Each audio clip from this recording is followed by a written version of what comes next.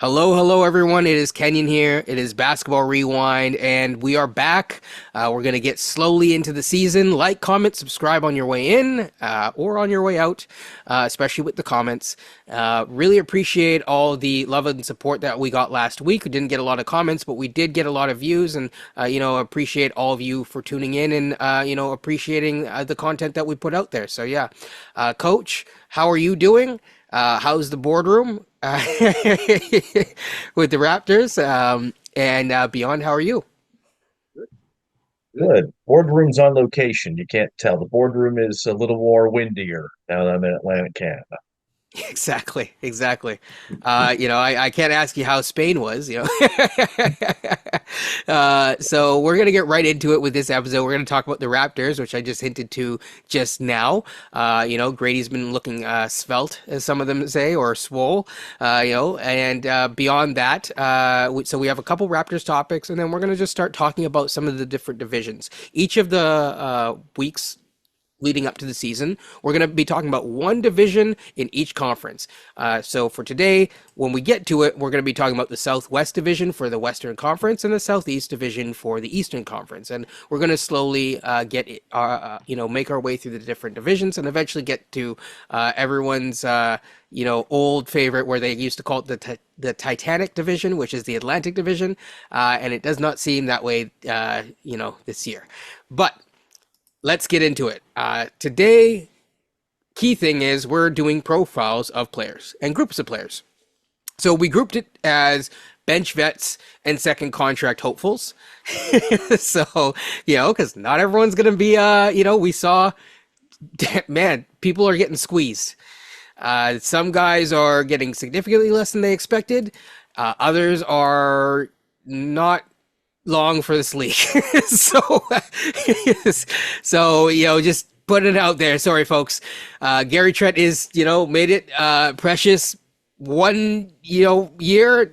Malachi Flynn, hope he makes it. So, best of luck making it. He will be at training camp. So, but there's other guys like, Noora. Sorry to Noora fans, but I haven't seen any signings yet. So, stay tuned for that.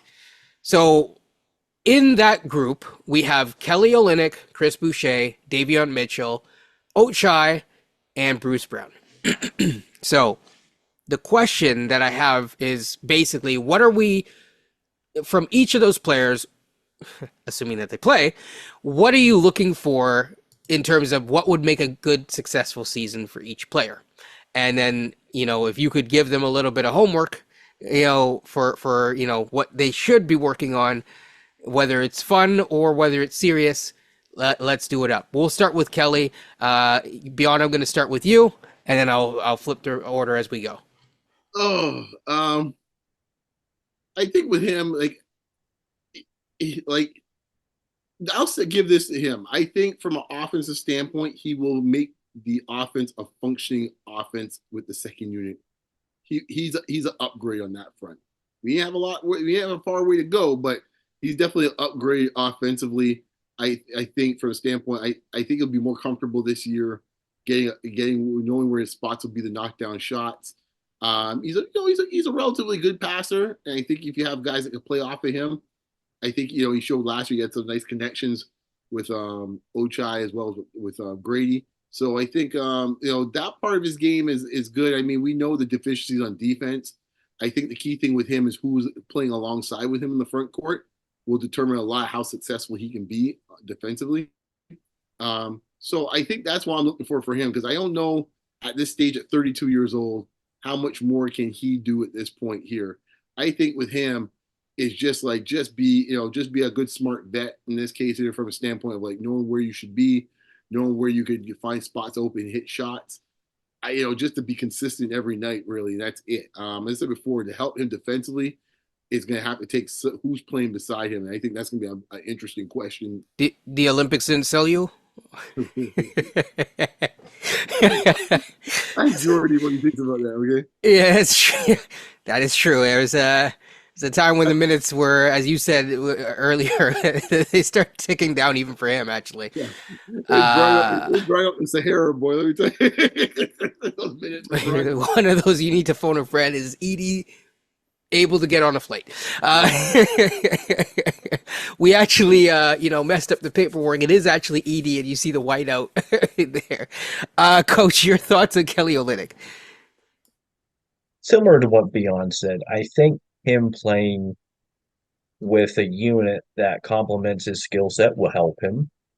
If Darko comes into training camp this year and says Kelly Olynyk's going to be the offensive hub of the second unit, I got no problem with it because he has a history of being able to pass over the high post, unlike one ex-Raptor who he said before, who I'm a fan of, but I'm like, no, no, no, no, no, no. That's not Certainly an his role. improvement.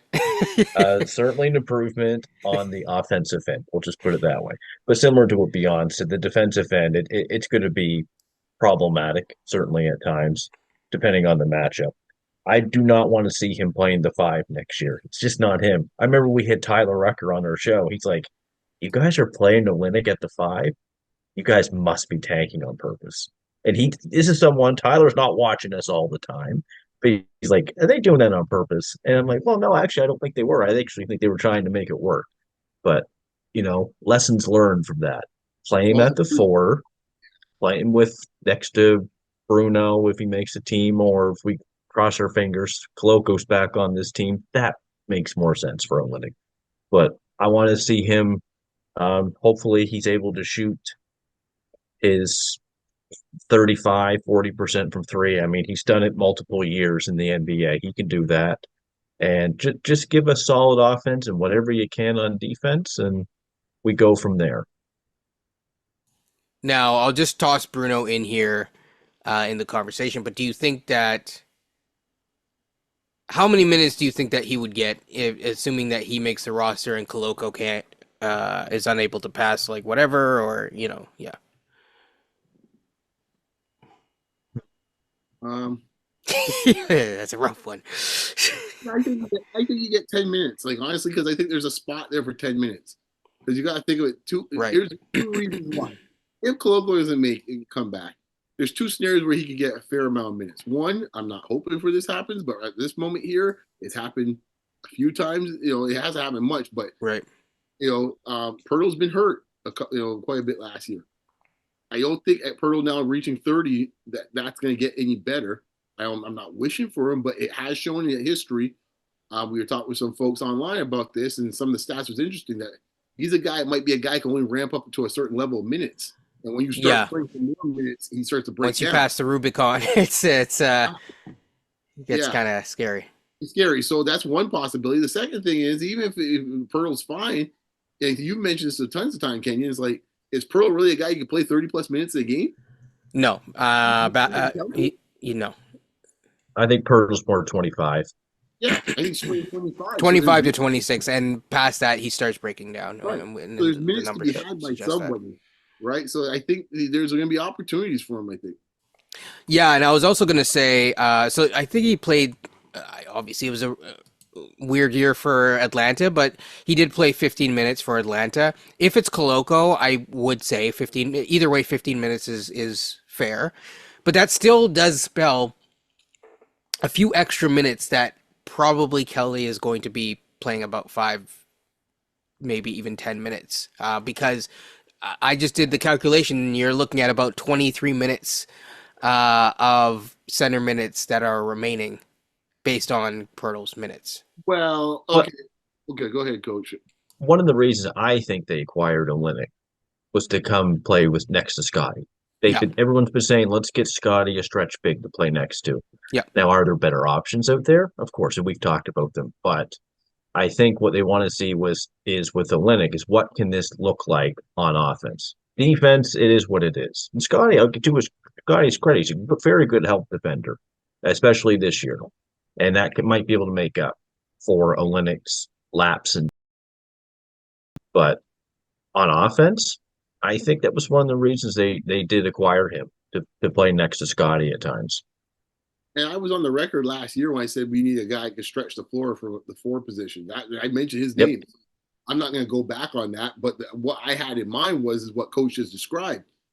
At the time, be it Siakam or Scotty, someone like that to play with them. That is like, okay, because I think the thing is, I think to your point, Coach, I don't see a reason why Kelly Olynk should have to play center at all in this team. Shouldn't have to. No. No. Would you rather Scotty get 5 minutes if possible in Yeah. that kind of situation? I mean, I think the thing is too, like people look around like thinking like, oh, he's playing center. Oh gosh, you play center against backup centers. Like, how many of them are actually like legitimate like centers, right?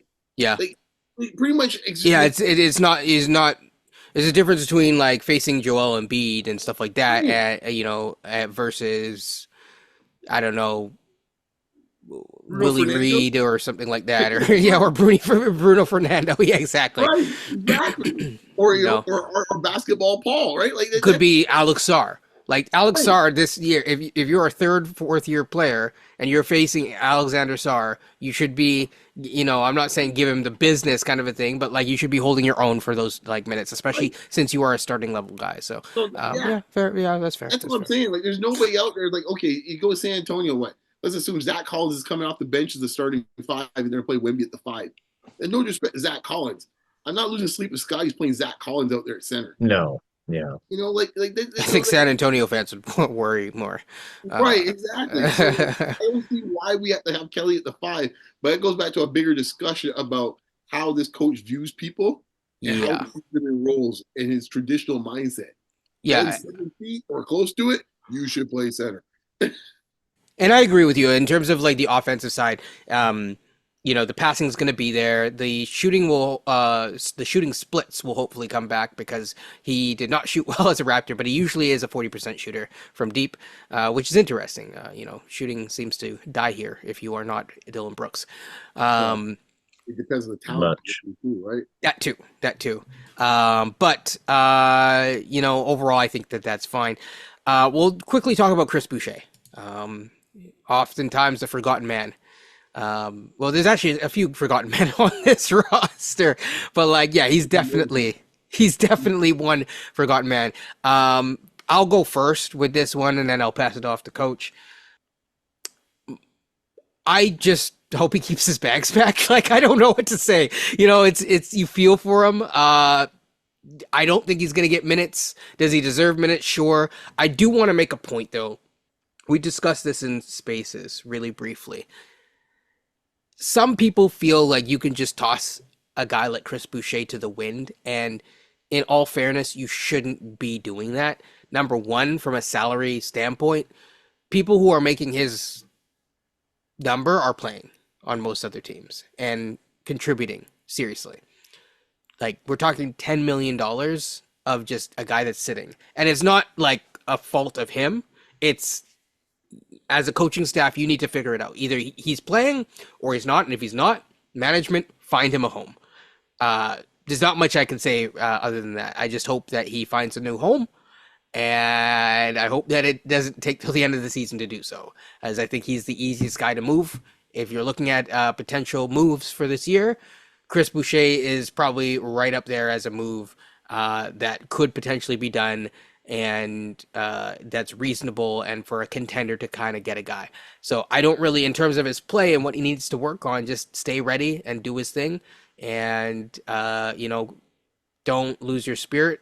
It is unfortunate. I will also say you don't want to treat a guy like that, especially who has basically one of the last vestiges of your championship level team. It doesn't look good to other vets and other agents who run the league.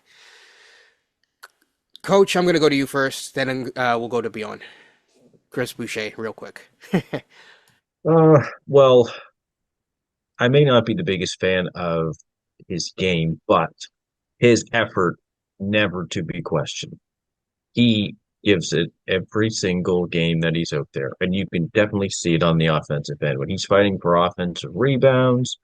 When he's cutting on the offensive end, I love his energy. I think any coach would love that kind of energy from a basketball player.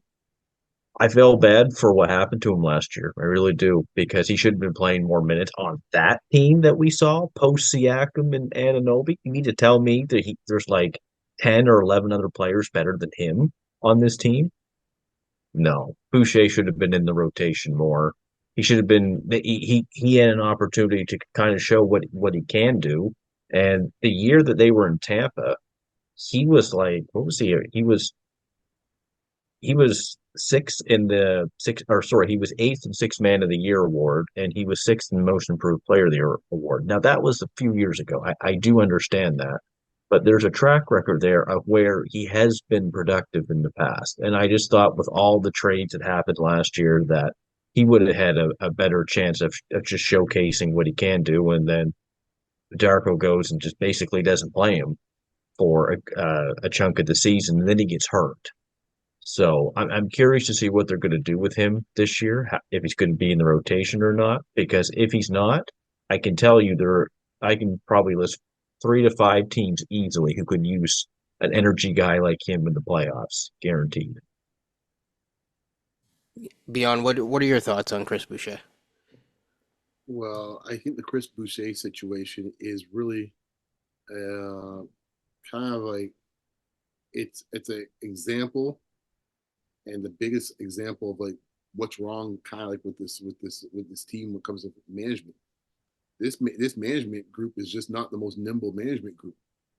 You mentioned right at the beginning, he's the easiest contract to move. It's like $2 to $3 million a year. It's easier to facilitate a Chris Boucher deal than it is to do a Bruce Brown deal. And it's like, yep. And we sat here, and you can make this comment and literally go down the list. Gary Trent Jr. We messing around for extra year with that. What are we doing here, folks? Chris Boucher, same thing. You can make that point there with Malachi Flynn. We got moved on a long time ago on that front. Nope, didn't do anything there. You get going down the list, and you're sitting there going like, what are we doing here, man? I mean, to your point, from a standpoint of just for all the numbers guys out there to deal with the ledgers, that's money can be moved easily for whatever purposes you want, and probably you get a much more flexible deal. It could be a pick, it could be it could be a player, whatever it might be. It's easier to find $10 million than it is to find 23. Exactly right, exactly. The match and for that reason, there's more trade partners that are able to facilitate that deal than a Bruce Brown. Like Bruce Brown is, we'll talk about it in a future episode, but I've said it again and again and again and again. He is hard to move. Trust me. I don't sit here and do like an hour-long live stream going through the fanspo for people, but like, trust me, it's hard to do. And the thing about it is, I said before, I agree with Coach. You know me, man. I mean, I used to kind of, whimsically call him and Precious, the Wonder Twins.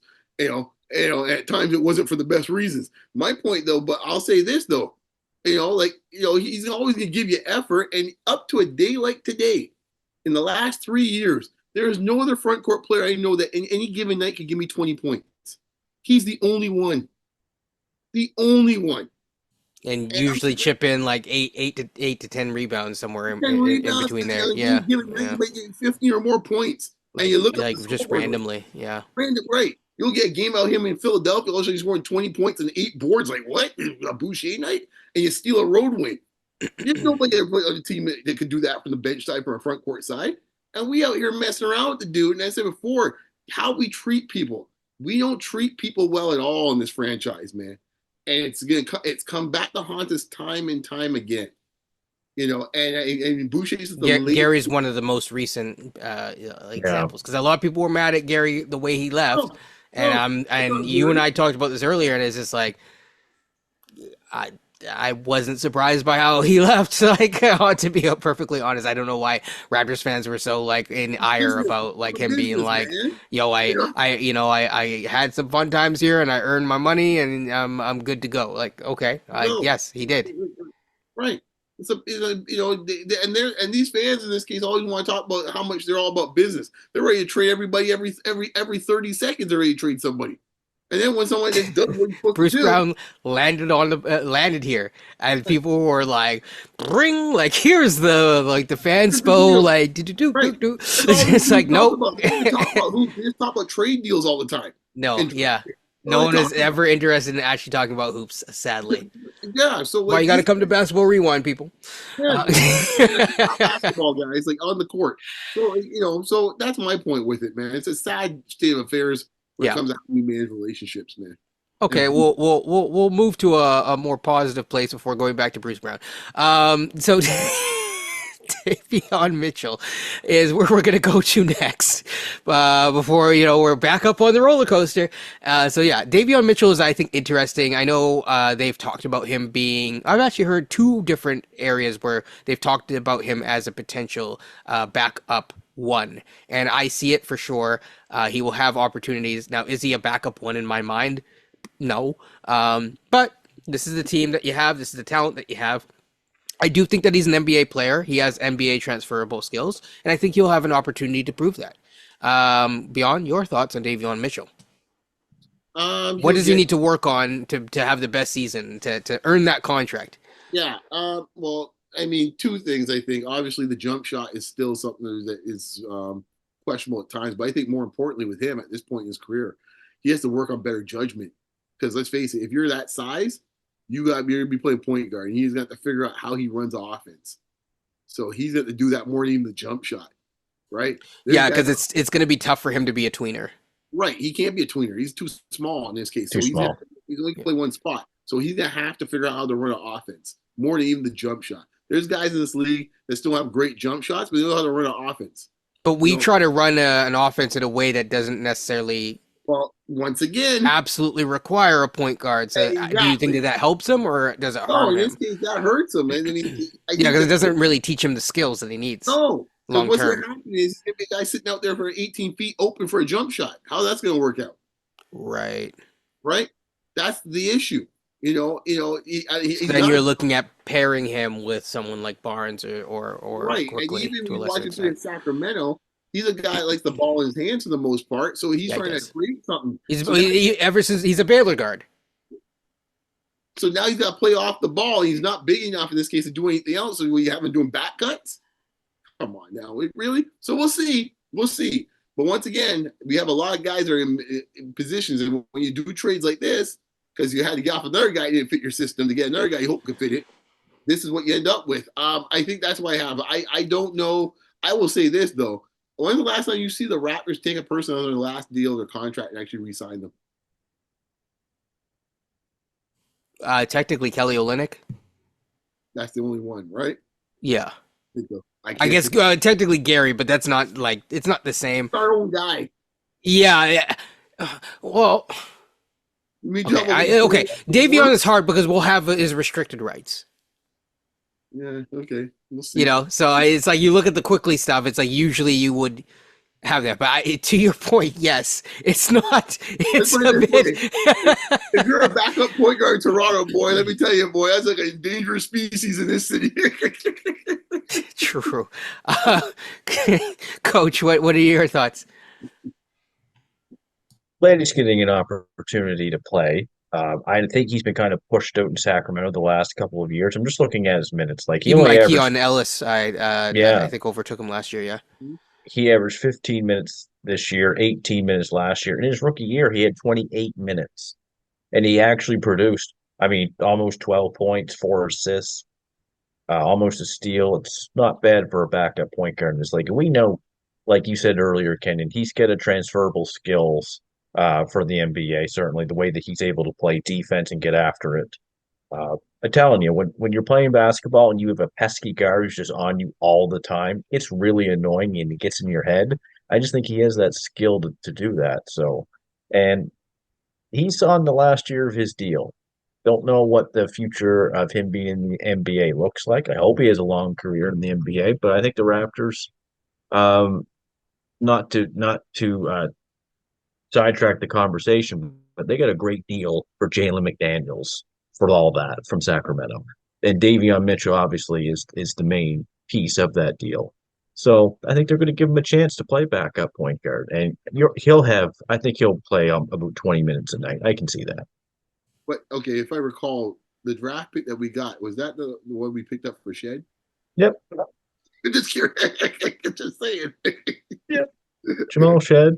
Endangered species, my friend. Endangered species. We've all, what's funny? This isn't just for you guys, but for those who are watching and listening at home. We've always been that way. Jarrett Jack, Yeah. TJ Ford, Calderon. Kyle Lowry at one point, Jose Calderon. Calderon. right? Yeah, It's always been like two dogs and one piece of meat, yeah, and pretty see much. who survives. Yeah. I mean, after it's like the Since curse. before Masai, even.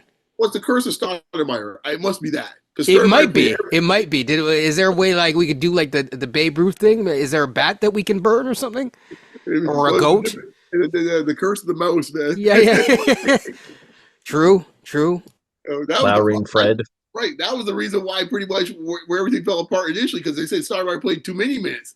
Yeah. And, that's the soul of this case. Brendan Below said, "I'm gonna play every minute I can." Yeah. And that's when things started going downhill. Yeah, so in terms of Shed, I don't think I mean, if you want to add him to this list, I don't know. No. I'm just making the point that like right now, if you're thinking long term for Mitchell, like say he gets his new deal, he's always still looking in the rearview mirror at someone who's coming up, and then on top of that, depending on what happens in this draft and in health and whatnot, say you end up with a Harper, then things get very interesting very quickly in that spot. So yeah, I'll just leave it at that. But Shed and Mitchell are the same player too. He's just Davion Mitchell 2.0, like undersized guard, can really defend. Probably, he might be able to. I think I don't know Shed's if he can better run an offense better. Yeah, I was gonna say I think Shed's a better decision maker, a table setter. That might be the case, but there's still two small, undersized guards moving forward. To your point, Coach, you know what Shed is? Shed is the realization of what Mitchell wants to get to. That's what Shed is. Yeah, with potentially, I guess neither of their shots are great right now. So he's Ty Lawson who can defend. You'll like that beyond, baby. I remember Ty Lawson actually, and the way his career near the end in Denver. I should say what he should aspire to be on offense. Yeah, he was a fun player. Ty Lawson give you 20-25 in a heartbeat. Oh, I know. Yeah. I ain't heard he's doing that. That's why I said aspire to be. Aspire, yeah. Oh man. He'll defend better though. Yes. Yeah. Well, both will. I mean, to be fair to Mitchell, he came in with a nickname, Off Night. So that that's something, and definitely watch the tape on him. If I'm not mistaken, he won. Did he win against Suggs? I believe he did, because he is the same year as Scotty. So yeah, he did win against Suggs in the championship game. I think. I do believe so. Yeah, no, you're correct. Yeah, Davion Mitchell came at the same year as all those guys. Yep. He's just older too. He's he's 25 right now, so he's 2 or 3 years older than those guys. Yes. All right. So as we go through, we have 2 left. We'll kind of combine these 2 together and kind of get them out of the way. And those 2 are everyone's final favorite roster people, which is Ochai and Bruce Brown.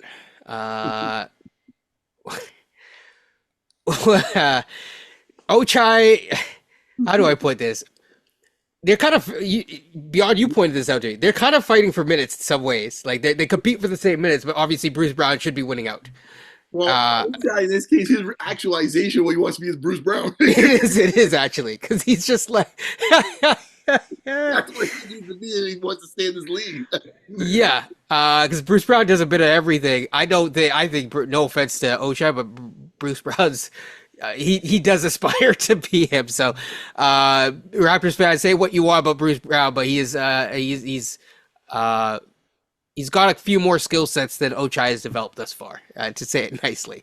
And the one thing I think Ochai can work on, if he is hoping to get in and remain into some form of a rotation, he has to hit his shots. He has to.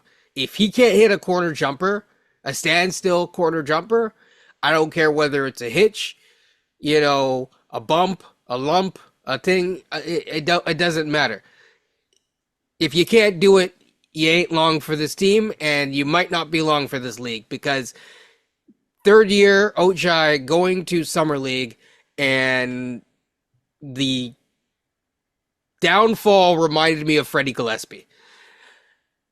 not quite that bad, but it was not that far off either. And we've seen this movie a couple times. It's not a good look. I'll just leave it at that. I hope the best for him. He is fighting for his contract this year, but there's he has a few people that he's fighting for minutes, including him, Jacoby, and he's a bit of a tweener and not in the best way either. And he doesn't really play make in the best way. He can rebound a little bit, but like he just needs to do a lot more. And so my homework for him is just shoot the hell out of the ball, man. That would be the best thing for you. Coach, your thoughts on either guy? Bruce Brown, I just think, keep your bags packed just in case, but, settle in for the long haul. I don't really think that he has to do much. I think he's going to play a very interesting role on this roster when he does play, because he's going to be doing a bit of everything. I just hope that Darko finds a way to better integrate him this year. Start with Bruce Brown. I think Bruce Brown will be their biggest contributor off the bench. I'm assuming he's coming in off the bench and Grady's starting, for the record. I think that he just knows how to play basketball. He's played on enough good teams, especially those Denver teams. I know he was in Brooklyn too with KD and Kyrie. He's a pretty good cutter. He's an okay defender. He's just undersized.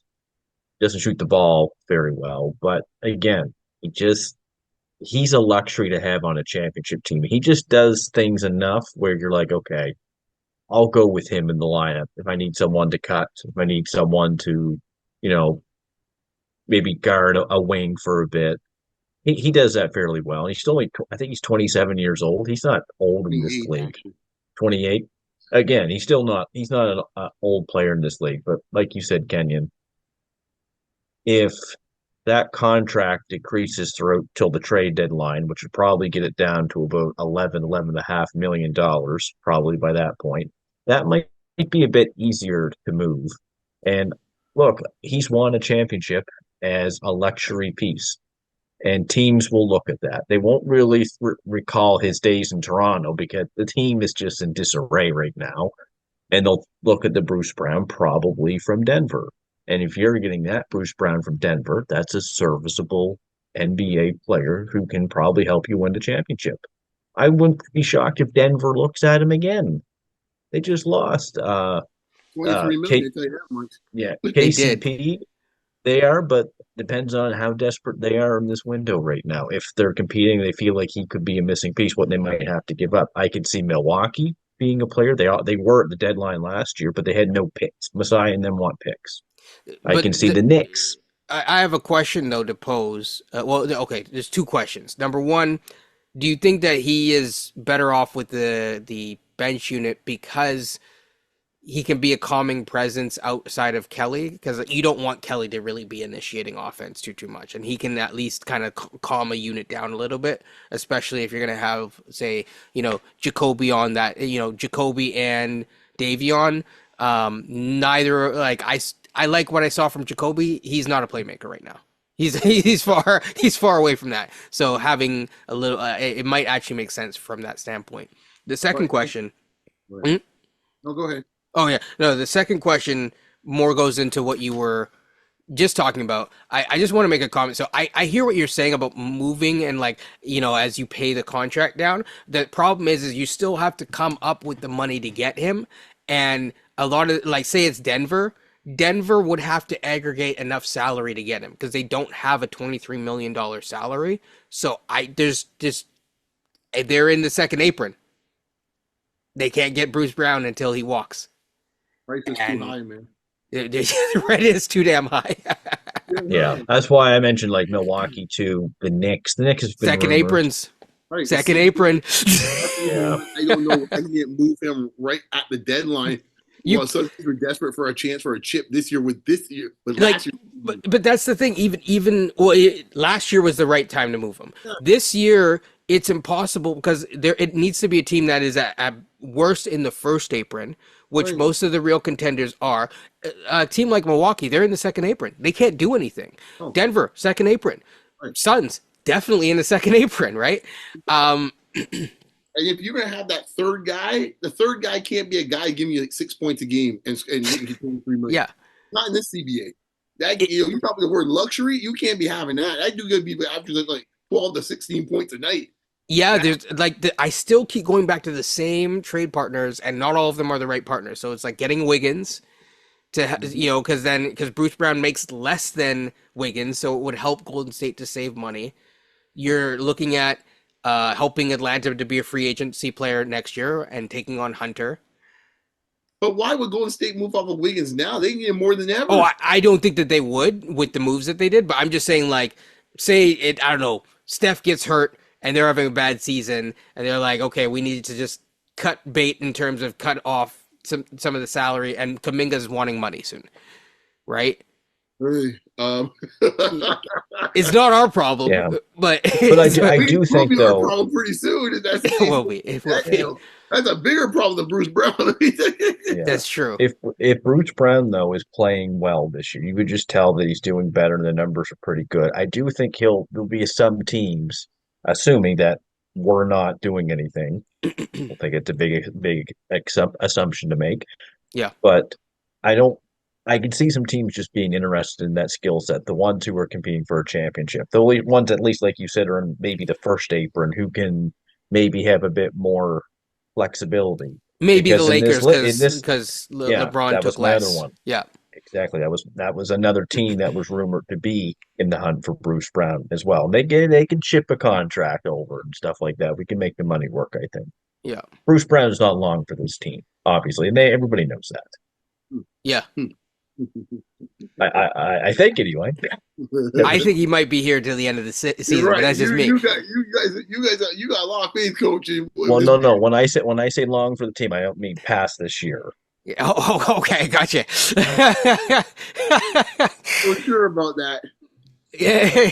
Not so sure about With that. this new CBA, man, he might be coming back around for a second go around at the merry-go-round. Yep. He has his he has his cowboy hat. He's ready for the CNE. Yeah. I won't waste too much time on Ochai. I think you said it there. Sadly, his days are numbered, and here's the problem too with him. I don't even know if he has a reputation of being a good defender. I'm not sure if he actually is a good defender. I mean, even at Summer League, I was not like no, right? That was pitiful. Like no time last year, I watched him play in this case. Like, oh man, he's holding his own defensively. Not once. I can't think. No. And that's what that's like the skill set that he came in with, right? So even that, he's not even solid on that front in this case. Offense. So let's get to Bruce Brown where the fun's at. Yeah. Bruce Brown's gonna be a fascinating watch this year. He will be. He's gonna have fun too. Left in this roster, he in my mind is like my temperature gauge. For all you BBQ fans, I'll know exactly how good the BBQ crew is doing based off of Bruce Brown. And you're asking yourself, Beyond, what the hell do you mean by that? You're talking about his minutes. Because not just the minutes. It's like Bruce Brown's one of those type of role players that if he smells weakness, he can start going for his. Right? True. So we saw a bit last year. I remember plenty of spaces where folks were gross and they're like, why is Bruce Brown taking these shots and going for it? Got time for this, man. That's true, because like at the end of the day, it's like, look, I'm in a car that this is an interesting roster because the guys aren't that level, but there's a number of guys that are in a contract year. And for all those people who always say, oh boy, it's a contract year, I don't trust this guy's effort and stuff like that, it's like, you're doing that with lower level players, and things can get dicey. Yeah.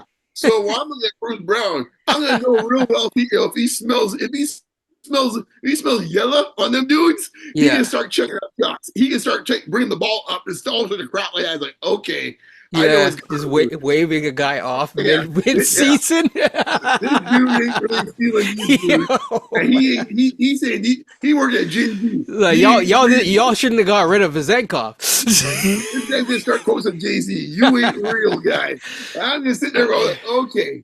Then we're gonna find out. So he is my temperature gauge to find out where this locker room's at. Yeah. He's the one guy still left. Like Gary would be like that anyhow. right? Yeah, But yeah. Gary was the other guy. But Gary ain't there no more. So the only dude I know that would just say, yo, I'm just gonna take the reins myself. That Yeah, will because do he's those like, yo, reasons. I got a family to feed. Right. He ain't gonna get two damns about that. So I'm curious to see what's gonna play out with him, with the three of them. And that's gonna be fascinating to watch. That's what because that's where I'm gonna see if he's actually have the respect of the three of them, or he has respect for them that he will actually kind of play second fiddle and say, okay, I'll just play my role as super role guy. Yeah, and Darko does like his vets. He does trust Bruce Brown. He does actually.